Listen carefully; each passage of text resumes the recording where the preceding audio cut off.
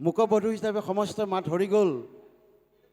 কীৰ্তনজলি শুই আপাছে সবাই ৰহিলা, ভগৱন্তৰ দেখা পোৱাৰ লগে লগে সমস্ত কি আমি এতিয়া ভকতৰ দৰ্শনৰ কাৰণে সমস্ত ইয়াত আহিছে।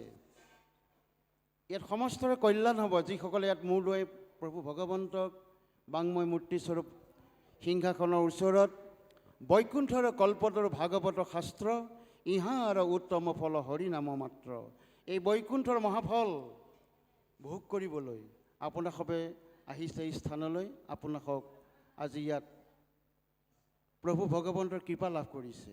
গতিকে স্বয়ং প্ৰভু ভগৱন্তই সেই স্থানত বিৰাজ হোৱাৰ লগে লগে কীৰ্তনজলি হৈ সকলোৰে তাত মুখবধুৰভাৱে ৰৈ আছে।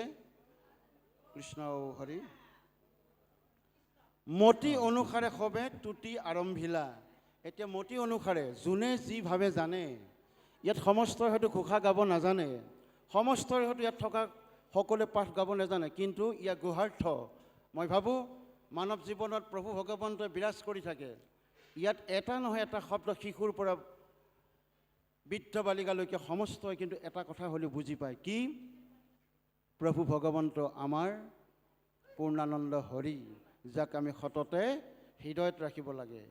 সেই হৈছে মতি অনুসাৰে সবে তুতি আৰম্ভিলা। তাত থকা সকলোৱে যোনে যিভাৱে জানে, কৃষ্ণ কৃষ্ণ ৰামকৃষ্ণ অ হৰি অ ৰাম, যোনে যিবোৰ ভাবিছে সেইমতে লৈছে। আজি যেনেকৈ আপোনালোকে যিভাৱে নহওক কিয় এটা শব্দ উচ্চাৰণ কৰিছে কৃষ্ণ, মতি অনুসাৰে সবে তুতি আৰম্ভিলা। সেইকাৰণে বাপে সমস্ত এই পাঠৰ মাধ্যমেৰে আজি তিনিদিনীয়া কাৰ্যসূচী যি অহোৰাত্ৰি হিচাপে যিটো ইংৰাজীত কয় নন ষ্টপ অখণ্ড ভাৱেৰে মহাভাগৱত আৰম্ভি হৈ আছে। এই অনুষ্ঠানত পিছত বেছি নহ'লেও আপোনাৰ শিশুটিক 5 বছৰ অতিক্ৰম কৰাৰ পিছতো সন্ধিয়া সময়ত খেলা ধূলা কৰি অহাৰ পিছত দিন অনুসাৰে গৰম দিনত গা ধুৱাব, ঠাণ্ডা দিনত সুন্দৰকৈ ভৰি হাত ধুৱাই কান্ধত গামোচাখন দি, আমি নকওঁ যে ধুতি পাঞ্জাবী পিন্ধিলেহে ভগৱন্তক পায় বুলি আমি নকওঁ। যি বস্ত্ৰ পৰিধান কৰি নাথাকক কিয় আপোনাৰ শিশুটিক যদি সন্ধিয়া বেলিকা কান্ধত গামোচাখন দি গোসাঁই ওচৰত, গোসাঁই ঘৰৰ ওচৰত ধূপডাল জ্বলোৱাৰ এটা অভ্যাস কৰি দিবচোন। আপুনি জ্বলাব, শিশুটোৱে নিশ্চয় জ্বলাব নোৱাৰিব, কিন্তু সেই অভ্যাসটো দেখি দেখি বুজি উঠিব এই কাঠিডালক কি বুলি কয়, ধূপকাঠি, এদিন জানিব। এই ভিতৰত থকা এই বাকচটোক কি বুলি কয়, দিয়া চলাই, আমি মেচ বুলি কওঁ।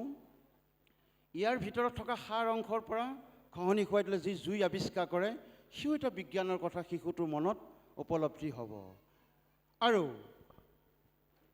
বন্তি গছ জ্বলাই দিয়াৰ লগে লগে কি কি সংমিশ্ৰণত এই বন্তিঘৰ জ্বলি উঠিল, বিজ্ঞানভাৱে তেওঁৰ হৃদয়ত স্থাপন হ'ব যে শলিতাক সূতা দিলে, সূতাডাল মেৰিয়াই মেৰিয়াই এটা থোপা খোৱাৰ পিছত মিঠাতেল ঢালি এই দিয়া চলাইৰ জৰিয়তে যেতিয়া মেচটো জ্বলাই দিব, বন্তিঘৰ জ্বলি উঠিল।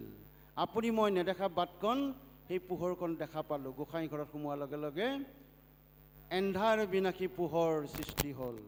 সেইকাৰণে এখন শংকৰদেৱ আমাৰ গুৰুৰ গুৰুৰ পৰম গুৰু। গু মানে এন্ধাৰ, ৰু মানে জ্যোতি। যি কি হওক